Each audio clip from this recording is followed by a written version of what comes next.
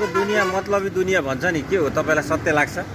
मलाई सत्य लाग्छ मतलबी दुनियाँ तपाईँसँग 2-4 लाख रुपियाँ हुने बित्तिकै तपाईँले मानिसलाई चिन्न छोड्नुहुन्छ। जब तपाईँलाई अप्ठ्यारो पर्छ नि जब तपाईँको त्यो पैसा रितिन्छ नि, अनि त्यहाँ पछिबाट तपाईँ भन्छ कि अब मसँग छैन भनेर तपाईँ भौतारेर लिनुहुन्छ। जब पैसा हुन्छ आँखा देख्नुहुन्न, जब तपाईँ बर्बाद भइसक्नुहुन्छ नि अनि बल्ल कसैले तपाईँलाई मानौ आजको दिनमा तपाईँलाई कसैले 50 लाख रुपियाँ दियो या 50,000 रुपियाँ दियो भने त्यो पैसालाई तपाईँ के कसरी सदुपयोग या युटिलाइज गर्नुहुन्छ?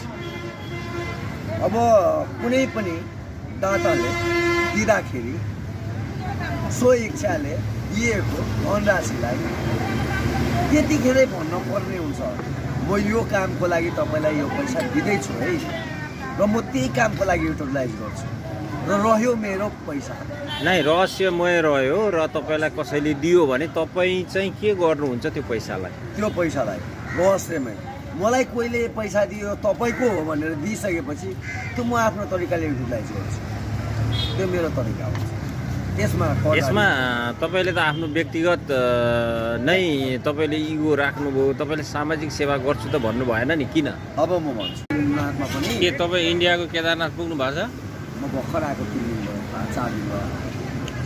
त्यहाँ केदारनाथ पुग्नुको महत्त्व चाहिँ के हो र के बुझेर जानुभयो? केदारनाथ र हाम्रो डोलेश्वर महादेव र पशुपति महादेवको चाहिँ हाम्रो चाहिँ त्यहाँबाट लिङ्क हुन्छ। भीमको सबभन्दा ठुलो कहानी छ।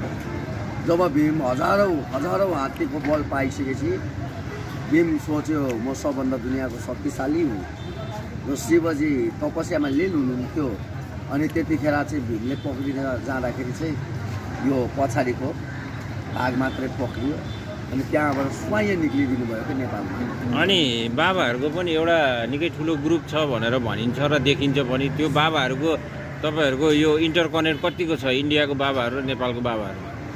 अब भारतीय साधुहरू, भारतमा भिखमङ्गा साधु बढी छ र भारतमा मैले अनुसन्धान गरेको अनुसार नेपालीहरूलाई धेरै भ्यालुलेसन नदिन खोज्ने, नेपालमा आएपछि धम्की दिन खोज्ने तिनीहरू, अनि नेपालमा धेरै साधु सन्त नभएको र नेपालमा अलिक घृणा पनि गर्छ धेरै जस्तो ठाउँमा, र नेपालको जनताहरूले नबुझेको आवश्यकता म देख्छु। आज तपाईँ यहाँ तराई मधेसमा रहँदै गर्दा के तपाईँले पशुपतिनाथको दर्शन गर्नुभएको छ काठमाडौँमा गएर? म